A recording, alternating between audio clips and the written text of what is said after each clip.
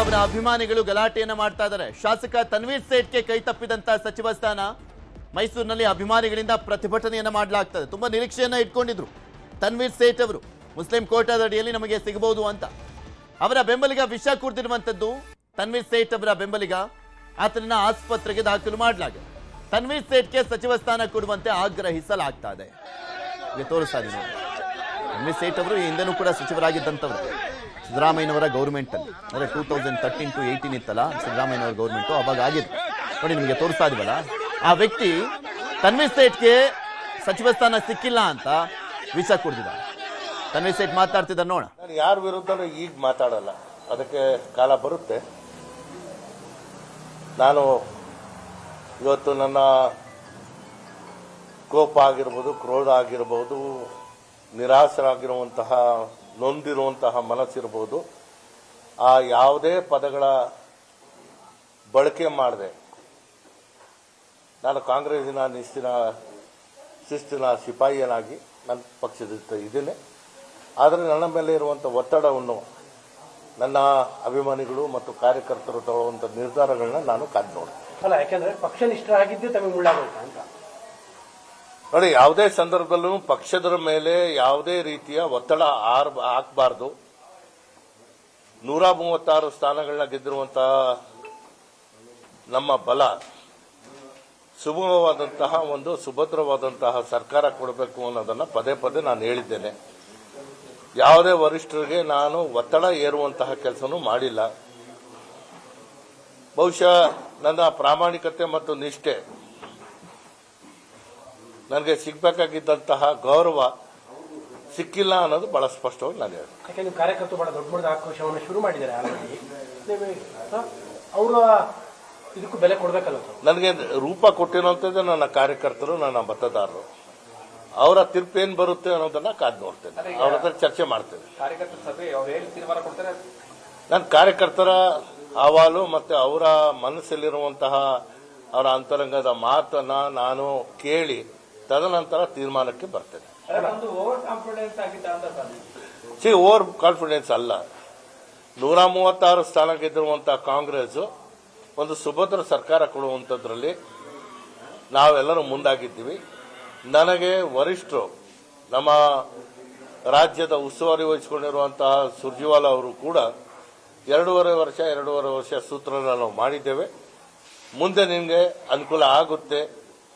ಯಾವ ನಿಗಮ ಬೇಕಾದರೂ ನಿಮಗೆ ಇವತ್ತೇ ನಾನು ಘೋಷಣೆ ಮಾಡ್ತೀನಿ ಅಂದ್ರೆ ನಾನು ಯಾವುದೇ ನಿಗಮ ಒಪ್ಕೊಳ್ಳೋಕೆ ತಯಾರಿಲ್ಲ ಸರ್. ನಾನು ಪಕ್ಷದ ಶಿಸ್ತಿನ ಸಿಪಾಯಿ, ಪಕ್ಷದ ಮೇಲೆ ನಂಬಿಕೆ ಇದೆ, ಪಕ್ಷ ನನಗೆ ಕೈ ಹಿಡಿಯುತ್ತೆ ಅನ್ನೋ ನಂಬಿಕೆ ನನಗಿದೆ ಅಂತ ಆ ಸಂದರ್ಭದಲ್ಲೇ ಹೇಳಿದ್ದೆ. ನನಗೆ ಅವರು ಭರವಸೆ ಕೊಟ್ಟಿದ್ರು. ಸೊ ಆ ನಂತರ ನಾನು ಅವ್ರನ್ನ ಭೇಟಿಯಾಗಬೇಕಾಗಿತ್ತು. ನಾನು ಒಂದ್ಸತಿ ಭೇಟಿಯಾಗಿರುವಂಥದ್ದು ಎಲ್ಲ ವರಿಷ್ಠರನ್ನ ಭೇಟಿಯಾಗಿದ್ದೆ. ನನಗೆ ನ್ಯಾಯ ಸಿಕ್ಕುತ್ತೆ ಅನ್ನೋದು ಒಂದ್ ಕಡೆಗೆ ವಿಶ್ವಾಸ ಇತ್ತು. ಆ ವಿಶ್ವಾಸ ಹುಸಿಯಾಗಿ ಪರಿವರ್ತನೆ ಆಗಿದೆ. ಯಾವ ಮಾನದಂಡ ಇಟ್ಕೊಂಡು ಈ ಪಟ್ಟಿ ಮಾಡಿದ್ದಾರೆ ಅಂತ ಪಟ್ಟಿ ನಾನಲ್ಲ ಮಾಡಿರುವಂತದ್ದು. ಮಾಡಿರುವಂತದ್ದು ಯಾವ ಮಾನದಂಡ ಅಂತ ನಂತರ ಮಾತಾಡ್ತೀನಿ ನಾನು. ಇದು ರಾಹುಲ್ ಗಾಂಧಿ ಅವರ ಹೈಕಮಾಂಡ್ ಮಾನದಂಡವಾ, ಡಿ ಕೆ ಶಿವಕುಮಾರ್ ಸಿದ್ದರಾಮಯ್ಯ? ನಾನು ಯಾರ್ದು ಈಗ ಮಾತಾಡಕ್ ಹೋಗಲ್ಲ, ನಂತರ ಮಾತಾಡ್ತೀನಿ. ಇಲ್ಲಿಯವರೇ ಮುಖ್ಯಮಂತ್ರಿ ಇದ್ದಾಗ 3 ಮಂತ್ರಿ ಇದ್ರು, ಈ ಜಿಲ್ಲೆಯವರು ಇದ್ದಾಗ. ಈಗಿಲ್ಲ, ಬರೀ ಕೇವಲ ಒಂದೇ ಮಂತ್ರಿ ನಿಲ್ಲುತ್ತೇವೆ. ಯಾರ ಕೈ ಅಂತಾರೆ ನೋಡಿ. ನನಗೆ ಸಮಾಧಾನ ಮಾಡುವಂತಹ ಸಂದರ್ಭ ಬಂದಾಗ ನಿಮ್ಮ ಜಿಲ್ಲೆಯವರೇ ಮುಖ್ಯಮಂತ್ರಿ ಆಗಿರೋದ್ರಿಂದ ನಿನ್ನನ್ನು ಸಚಿವ ಸಂಪುಟ ಸೇರಿಸಲು ಕಷ್ಟ ಸಾಧ್ಯ ಆಗ್ತಾ ಇದೆ ಅಂತ ಹೇಳಿದಂತಹ ಸಂದರ್ಭದಲ್ಲಿ ನಾನು ತಲೆಬಾಗಿಸಿ ಆ ಮಾತಿಗೆ ಗೌರವ ಕೊಟ್ಟಿದ್ದೆ. ಈಗ ಜಿಲ್ಲೆಯ ಮುಖ್ಯಮಂತ್ರಿನೂ ಇಲ್ಲ, ನಮಗೆ ಸಚಿವ ಸ್ಥಾನನೂ ಇಲ್ಲ. ಕೇವಲ ಒಂದೇ ಒಂದು ಸಚಿವರನ್ನ ಸಂಪೂರ್ಣವಾದಂತಹ ಜವಾಬ್ದಾರಿ ಅವರು ಕೊಟ್ಟಿದ್ದಾರೆ. ಈಗ ನನ್ನ ಕಾರ್ಯಕರ್ತರು ಮತ್ತೆ ನನ್ನ ಸ್ನೇಹಿತರು, ಅಭಿಮಾನಿಗಳು ಏನು ನನಗೆ ಸಲಹೆ ಕೊಡ್ತಾರೋ ಅದರ ಮೇಲೆ ನಾನು ಮುಂದೆ ನಡೀತೀನಿ. ದಾವಣಗೆರೆ ಚುನಾವಣೆಯಲ್ಲಿ ಸರ್ ಬಹಿರಂಗವಾಗಿ ಪಕ್ಷವನ್ನು ಕೆಡುಕು ಮಾಡಿದವರು ವಿತ್ ಆಡಿಯೋ ಇದೆ. ಅವರಿಗೆ ಸಂತೋಷ್ ಲಾಡ್ ಅವರು ಮಾತನಾಡಿದ್ದಾರೆ. ಅವರು ಕೂಡ ನೂತನ ಸಚಿವರಾಗ್ತಾ ಇದ್ದಾರೆ. ಏನು ಹೇಳಿದ್ದಾರೆ ಕೇಳೋಣ. ಕ್ಯಾಬಿನೆಟ್ಗೆ ಸೇರ್ತಿದ್ದಾರೆ. ಈಗ ನಮ್ಮ ಜೊತೆ ಇದ್ದಾರೆ ಸಂತೋಷ್ ಲಾಡ್ ಅವರು. ಅವ್ರನ್ನ ಕೇಳ ಸರ್, ಫಸ್ಟ್ ಎಷ್ಟು ಗಂಟೆಗೆ ನಿಮಗೆ ಕರೆ ಬಂತು, ಏನು ಹೇಳಿದ್ರು ಸರ್? ಸುಮಾರು ಒಂದು ಹಾಫ್ ಅನ್ ಅವರ್ ಹಿಂದಗಡೆ ಮುಖ್ಯಮಂತ್ರಿ ಅವರು ಕರೆ ಮಾಡಿದ್ರು. ಸೊ ನನಗೆ ಸಚಿವ ಸಂಪುಟದಲ್ಲಿ ಅವಕಾಶ ಇದೆ, ಬಾ ಪ್ರಮಾಣ ವಚನಕ್ಕೆ ಬಾ ಅಂತ ಹೇಳಿದ್ರು. ಬಹಳ ಖುಷಿಯಾಗಿದೆ.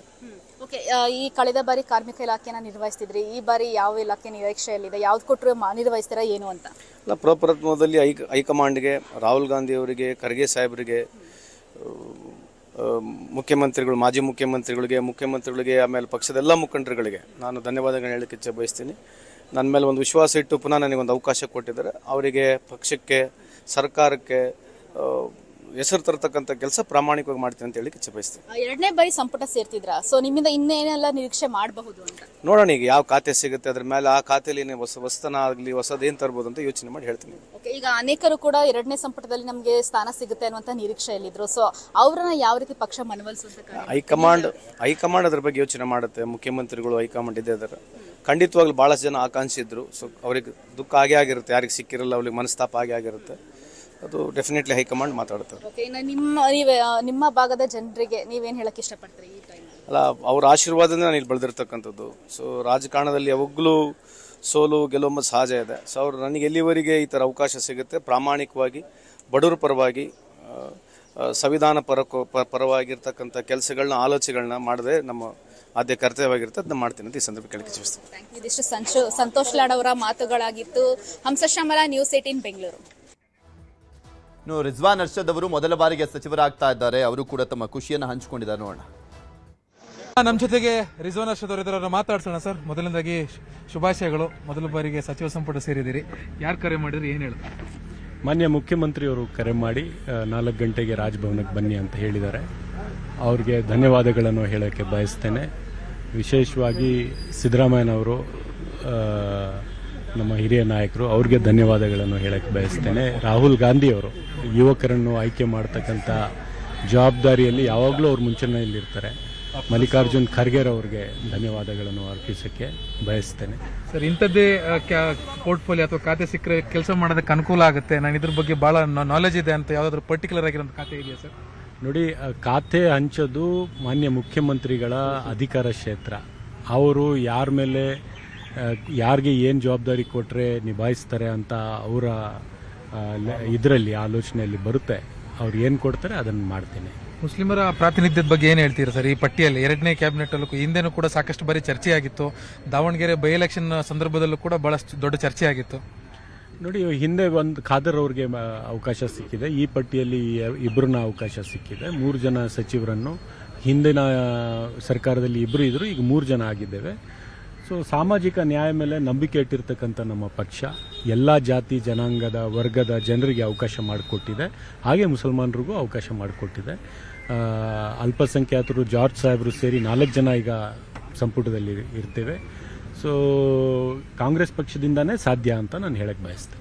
ಅಂದರೆ ಹೊಸೊಬ್ಬರಿಗೆ, ಅದರಲ್ಲೂ ಮುಖ್ಯವಾಗಿ ಯಂಗ್ಸ್ಟರ್ಸ್ಗಳಿಗೆ, ಹೊಸ ಆಲೋಚನೆ ಇಟ್ಕೊಂಡವರಿಗೆ ಅವಕಾಶ ಈ ಬಾರಿ ಸಿಕ್ಕದಂತಾಗಿದೆ ಅನ್ನುವಂಥ ಚರ್ಚೆಗಳು ನಡೀತಾ ಇರುವಂಥ ಸುಮಾರು ಯಂಗ್ಸ್ಟರ್ಸ್ಗೆ ಅವಕಾಶ ಸಿಕ್ಕಿರ್ತಕ್ಕಂಥದ್ದು. ಅದು ಎಂದಿಗೂ ರಾಹುಲ್ ಗಾಂಧಿಯವರು ಮತ್ತು ನಮ್ಮ ಹಿರಿಯ ಎಲ್ಲ ನಾಯಕರು, ಮಾನ್ಯ ಮುಖ್ಯಮಂತ್ರಿಗಳು ಎಲ್ಲರೂ ಸೇರಿ ಯುವಕರಿಗೆ ಅವಕಾಶ ಕೊಡಬೇಕು ಅಂತ ತೀರ್ಮಾನ ಮಾಡಿ ಕೊಟ್ಟಿದ್ದಾರೆ. ಅವರಿಗೆ ಧನ್ಯವಾದಗಳು. 2ನೇ ಪಟ್ಟಿ ಯುವ ಸಚಿವರ ಪಟ್ಟಿ ಆಗಿದೆ. ನಿಶ್ಚಿತವಾಗ್ಲೂ ಯುವ ವರ್ಗದ ಜನಸಂಖ್ಯೆ ಇಷ್ಟು ಹೆಚ್ಚಾಗಿ ಇರುವಾಗ ಯುವ ವರ್ಗದ ಅವರ ಭವಿಷ್ಯದ ಚಿಂತನೆ ರಾಜ್ಯದ ಸಂಪುಟದ ನಿರ್ಣಯಗಳಲ್ಲಿ ಇರಬೇಕು.